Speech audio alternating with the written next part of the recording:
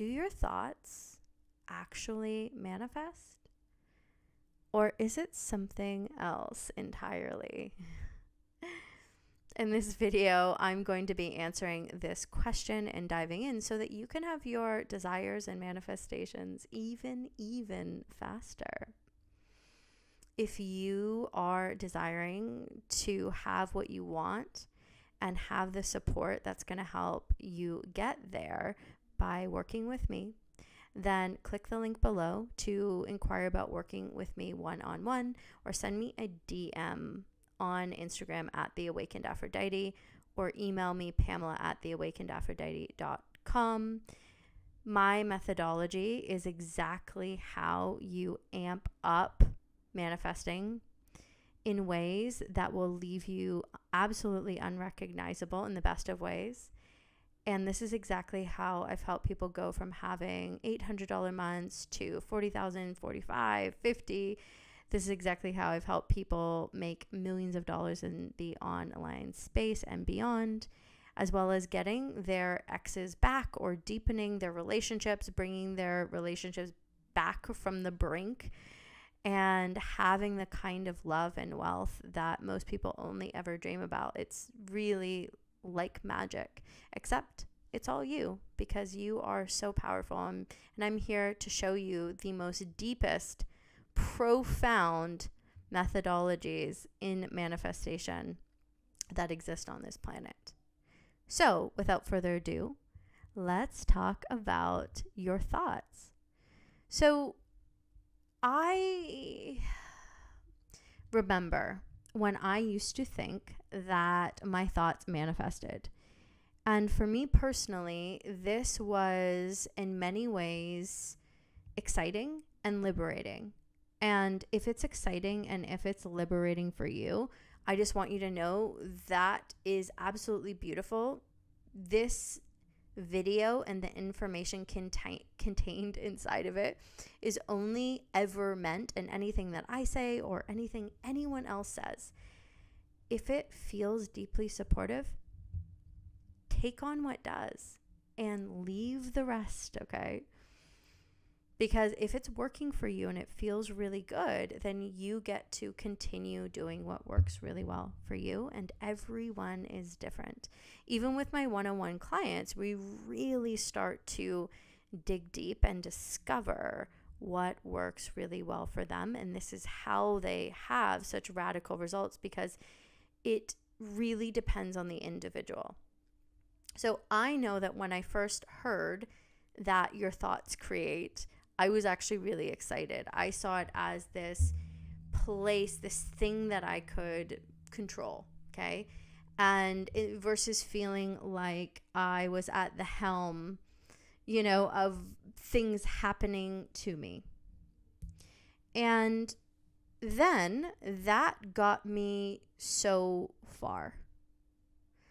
And I really reached this ceiling in creation. And when people come to work with me, what I find is that they tend to come from this world of my thoughts create and, affirming and all of these things, which are all beautiful tools, by the way. Things that I still will do to varying degrees, not all the time, but sometimes. And just remember that tools are there to assist you. They themselves are not the actual power, okay? And this is leading into what I'm speaking to here. I personally don't think that making your thoughts the power is the best idea. Okay, now this is just my opinion. And here's why. Because what I see is people really starting to sort of freak out around their thoughts, around feeling like they can't control their thoughts. And here's the thing. We have so many thoughts per day that if you're hyper-focused on your thoughts throughout the day, how are you enjoying your life? How are you deeply present in your world and in your life? And maybe it's possible for you, and if it is, comment down below. That is next level. That is incredible. Congratulations. If you find that it really isn't for you, well, this hopefully will help you shift that. your thoughts are not the power. Your thoughts have only the amount of power that you give them. So like I said at the beginning, if you believe that your thoughts create, and that actually feels really available and delicious and so easily accessible for you, oh my God, take it, run with it. Just know, oh, I just bopped the mic. Let's hope that didn't come through. We shall see. Comment down below. Somebody tell me if that comes through. If that works for you, if it feels really delicious and supportive, do that while knowing that your thoughts are a portal, that they are a tool. Ultimately, you are the power, and that's a really important distinction. So let me give you an example, okay? I don't know if this is something that you've experienced. I have. For those of you who don't know, I had this crazy health scare a few years ago where I thought I was going to die. And if you're in my group coaching programs or you're in my one-on-one, I talk about this quite frequently. If you're not, you might not actually know about this. And at that time, I was having the most horrible thoughts, like the worst thoughts, things that thoughts about whether or not I even wanted to be alive, right? The pain was so extreme and I could barely function the way that I used to function. And the thought that maybe I would just exist in this space of constant pain and unwellness was almost too much to bear. And the thoughts that came out of that were not good. If I believed that my thoughts had power, for me personally, right, that would have been a disaster. And actually, how I shifted that, along with, of course, doing the things that I needed to do in my world, right? Going to the appointments, seeing the specialist, so on and so forth. Yeah. For me personally, that's what it looked like. I really focused on myself and what I knew to be true about who I am. That is the most important part. Because let's say you're having all these horrible thoughts and ultimately you know that you overcome everything in your world, right? Well, guess what? That's going to happen. Actually, comment down below. Has this ever happened to you where you're thinking, no, it isn't going to happen. It isn't going to happen. But you have this underlying concept of who you are that overrode that, and you can see that very clearly now, right? You can see that very clearly now. Comment down below and give an example of when this has happened, okay? So for me, this has happened where I was really tired or I was really rushed and I didn't think that I would make the flight, okay? I really have great assumptions about being treated really well everywhere that I go. By the way, I didn't always have this assumption, okay? I didn't always think this. Again, it isn't the thought though, it's the genuine perception. It isn't just, okay, I think this. So, for example, going into an airport, I was having these thoughts. Oh my God, I'm not going to make my flight. Oh my God, there's no way that I'm going to make my flight. Oh my God, it's way too close to the cutoff. And yet, because I have this underlying belief that I'm always taken care of, that things always work out for me, I was able to go on my flight. It's the same thing with being upgraded to first class for free. I remember this has happened a few times where I've been upgraded to first class for free. And this has happened to my clients as well, by the way. It's something fun that we talk about. the first class crew. It's so fun. I love it.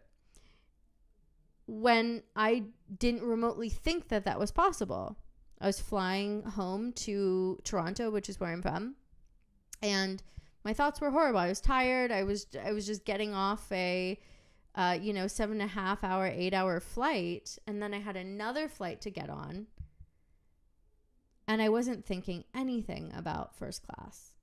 I was like, oh God, I really hope I get like a decent seat. Right. And the underlying perception of self that I have is that I'm very lucky, is that these things happen for me all of the time, which can look like a thought, right? Kind of like what I said earlier. You might have thoughts like this. Okay. And this is where there's some nuance here, right? It doesn't mean you're not going to have the thoughts. It's that is actually, your thoughts are a symptom of how you're viewing yourself, and how you ultimately see yourself is what then unfolds in your world. And when you understand this fact, everything shifts and changes really, really rapidly.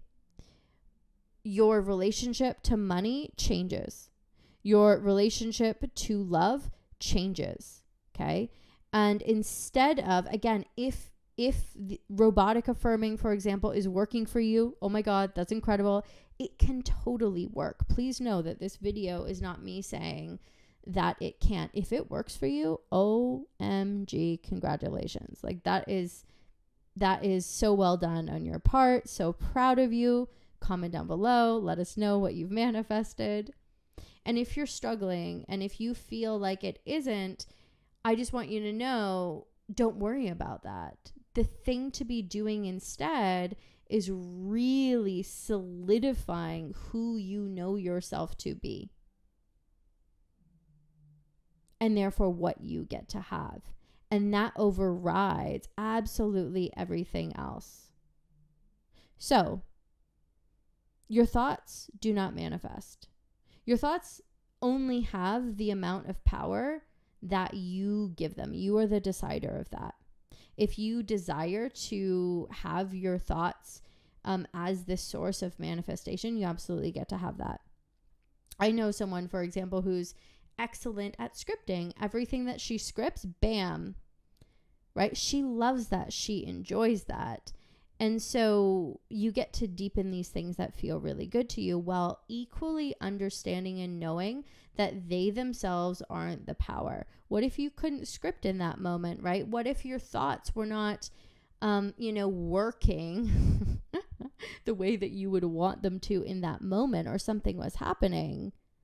Well, we want to actually deepen your power. So please know, again, I'm not saying that this is bad. I want to give you another option that I feel like is more powerful and more expansive. And this is for the people that are really OGs in the manifestation world and want to deepen in this space.